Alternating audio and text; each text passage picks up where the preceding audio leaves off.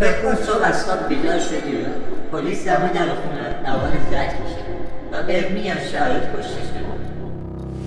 اما این فقط یک نمایش بود، یک صحنه قتل ساختگی و زنی که فکر میکرد نقشش بی‌نقصه تا اینکه لحظه‌ای که پلیس گفت مایکل زنده است و تو بازداشت. این داستان دالیا دیپولیتو است، یکی از عجیب‌ترین عملیات‌های پلیسی تاریخ آمریکا. I'm Sergeant Ramsey. I'm the one that called you. Thank you for coming. I'm sorry to call you. Listen, we had a report of a disturbance at your house, and there were shots fired. Is your husband Michael? Okay, I'm sorry to tell you, man. He's been killed. He's been killed, man. در سال 2009 شهری آرام در فلوریدا تبدیل شد به صحنه یکی از عجیب‌ترین عملیات‌های پلیسی تاریخ آمریکا. پرونده‌ای که همه چیزش واقعی بود، ملاقات با قاتل قلابی، صحنه قتل ساختگی، بازجویی کامل و زنی که تا آخرین لحظه فکر میکرد شوهرش مرده رکب خورد. دالیا اهل بوینتون بیچ فلوریدا بود. زندگیش قبل از ازدواج با مایکل پر از روابط پیچیده، مشکلات مالی و کارهایی بود که بعدها رسانه‌ها روی آن مانور زیادی دادند.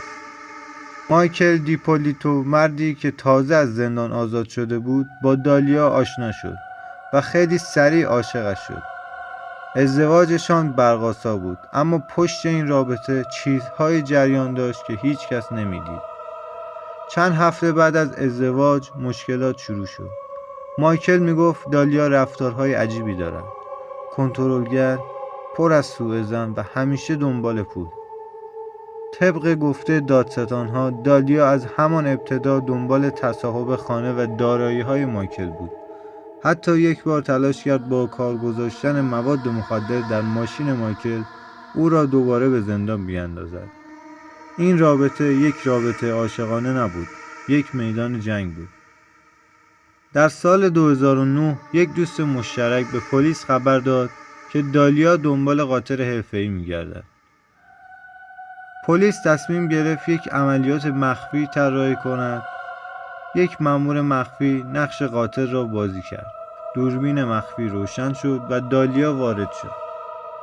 در این ملاقات دالیا با آرامش کامل درباره قتل شوهرش حرف زد. زمان، مکان، مبلغ، همه چیز دقیق بود. این ویدیو یکی از تکان دهنده ترین لحظات پرونده است. پلیس برای اینکه مطمئن شود دالیا واقعا قصد قتل را دارد، یک نقشه عجیب کشید.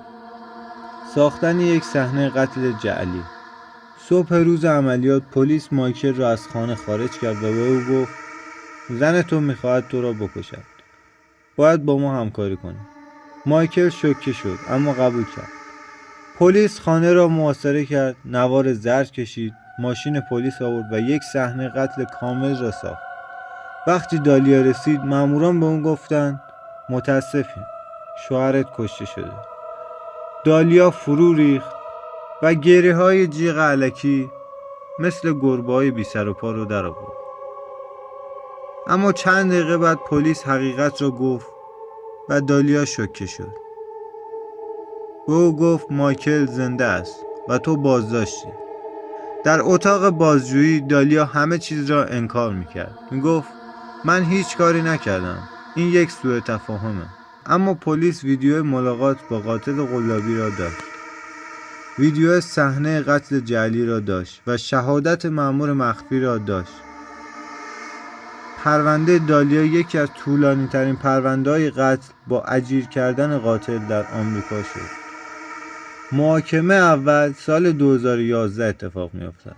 دالیا محکوم میشه اما وکیلش اعتراض میکنه و حکم لغو میشه. محاکمه دوم در سال 2013 اتفاق میفته اما هیئت منصفه به نتیجه نمیرسن و پرونده دوباره باز میمونه. محاکمه سوم در سال 2017 اتفاق میفته که این بار با وجود تمام دفاعیات دالیا محکوم میشه به 16 سال زندان.